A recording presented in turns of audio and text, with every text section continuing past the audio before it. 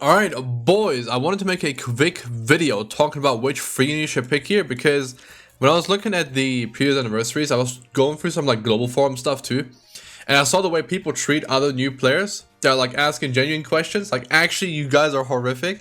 So I want to make a video quickly explaining why you should pick who and why, you know, some the choices here are difficult and they really like depend on your account, right? New player, old player. You say like my friend, you know, you guys know him, amazing. He didn't have Roxy for like 3 years, bro. Okay, he just never got her. He just never fell into his arms. Like even though he summoned all like pretty much every banner, right? He's all the star tickets, everything. Never got her. Okay, so it really depends on your account for the most part. But I do want to talk about some units here and why you might not want to sleep on some of them. Okay, now.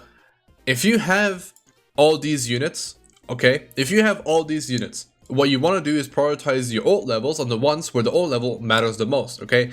So who has the ult level, like who matters the most when it comes to ult level, okay? This one's really simple, right? It's going to be the Graces, all right? So red Tarmiel and green Sariel matter the most, okay? Now I would argue you're fine with a 6/6 green Sariel because the link is pretty useless. It's not useless, it's a good link. But for the most part, you'll be using red Sariel over him if you are going to use a Sariel Grace on your team, which you can only have one, by the way. If you have two, the left one will count, the right one won't. You'll see a little like cross through it, I think, or it's like grayed out or something. So you'll know, okay? So you can't have like blue and red Tarmiel on the same team either, right? It'd be too good. That's why. But yeah, red Tarmiel is a must 6/6. He's a link you'll run on every single team ever in your life, in the future and now and in the past and forever, okay? You'll always, right? So if you have all these units, right, the first one you want to like look at, you don't even look at. You don't want to look at anyone. You just want to click red Tarmiel and move on with your day if you don't have him 6/6, okay? Now let's say you have him 6/6 because you summoned all the banners he's been on, and I feel like he's been on so many banners now in the past. Like, well, he's like almost 2 years old now. Well, he's a year and a half old.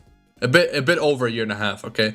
He's a year and 3/4 old, okay? So, I mean, I feel like most people that have been playing since his release, at least, definitely have him 6/6. Then some people that, like, I just got, like, lucky over time probably have him 6/6 as well. And a lot of people have him 6/6, okay? So, then, obviously, I feel like the next one, a lot of people could be looking at this ban. I'll talk about him in a second. The next one is going to be Freyr. Freyr 6/6, his ultimate is a death ultimate. That means at 1/6, it repeats the damage you do on this ultimate that scales to 720. You repeat it, but you only do 20% of the damage. When you have it 6/6, it does exactly double. Okay, so you do 720, 720, or it's like 1080, 1080, okay? That's what you'll do. So it's so much more damage, and it's so good in like anytime you press it, okay?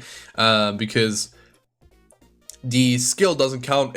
I'm saying this for new players, okay? I know you guys know. But the way damage cap works on bosses, like let's say you can only do 300k damage to a boss, okay? And this ultimate does 300k.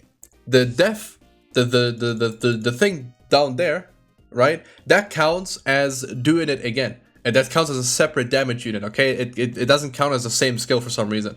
So that skill will do 300k and 300k again in one card activation. That lets you cheese a bunch of bosses' mechanics that you otherwise couldn't.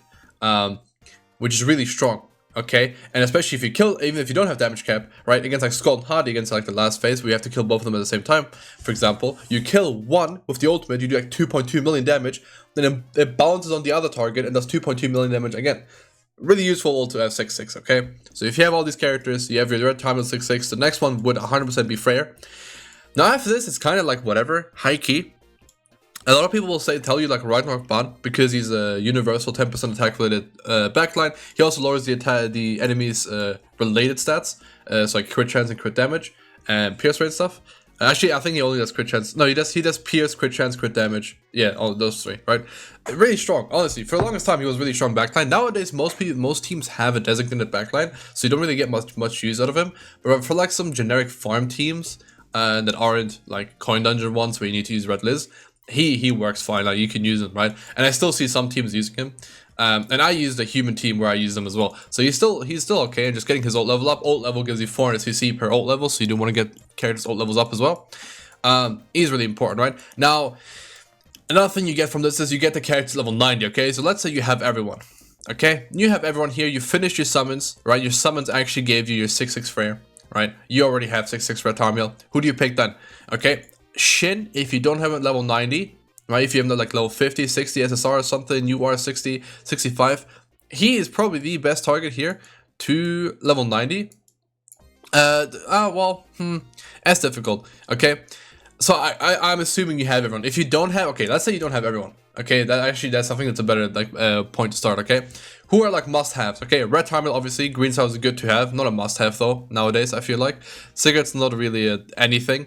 Thonar is sort of a must-have. I assume people have it though. She was free. And again, if you've played after and you haven't pulled her like randomly on some banner, then you probably want her. You don't need her leveled up. She's just a backline unit for Belmoth, and you can just kind of get away with having her like level 60 and just having her passive unlocked. Ideally, obviously, for Boxy C, you want to get all these characters up eventually, but if you just have her right now, you're just chilling in your box, but you have her passive unlocked, that's good enough, okay? So you don't need to worry about getting her level 90. If you don't have Green Brunhilde, that's a great pickup too. She's good for literally every single PvE activity you can think of that you can run her in. Right? So like you can't run it for like something that restricts it to not green units, okay? Or something that's like Grey Demon where you need ranged attacks, right? Because she's melee attacks. But you get the point, right? She's really strong. She's really good for demonic beast battles or like random PvE events that pop up every now and then. She's also human, and humans tend to have like the best PvE farm teams. Unknown kind of match them now, but I feel like humans are still much faster if you have the right setup. So she's really good to have as well. I assume most people that have her definitely have her at least 90. And I feel like you don't need to get her to 100, right? Like Bird and stuff was out before 100 was a thing. So the stats aren't like made for 100. Obviously it's going to be quick if you get to 100, but she's not like a priority, okay? Like I feel like if you have like Jormungandr, Magelda, and Thonar, like they can sit at 90 and you're fine. They don't need to get 100, okay? You need to prioritize other units for 100 first. Then again, the spawn is good, but I feel like he kind of fell off. I used to love this guy, but he just fell off, right? He just fell off. Scotty's really good. If you don't have her, please get her. She's like sort of in the same boat as her. She's also like really good at demonic beast battles. She's also good at PvP, right? When there's a lot of debuffs going on and everything, she's really strong for that. Really underrated, like weirdly underrated unit. Like I think people that know rate her highly, but a lot of people don't know. They just like, I don't even know what she does, and they scroll past, right? But she's really strong too.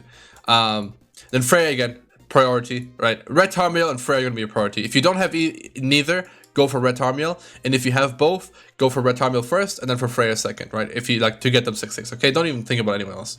And then Shin, again, I think it's just, I want to mention him because he's such an underrated pick. You get his Bird Relic, which Bird's super easy, you can do it 100%. And then he's great for farming. He's so insane for farming. And high key, probably he will eventually have a use in a PvP team, I think.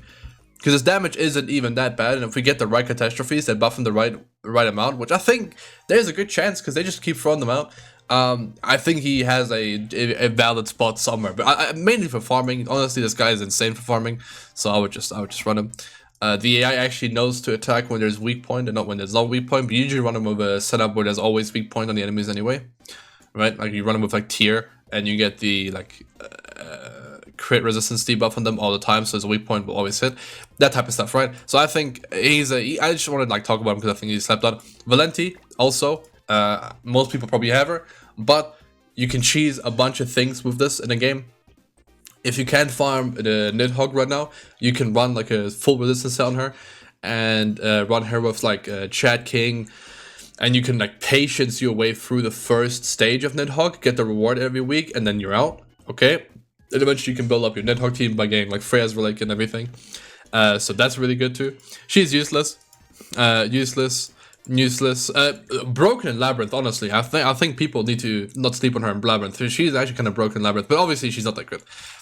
Like all things considered, she's pretty bad. But yeah, and Angelic King, I love this guy. But no real point in having him. There's always going to be a better king, right? King will always have some releases, hopefully, right? I mean, in this game, you never know.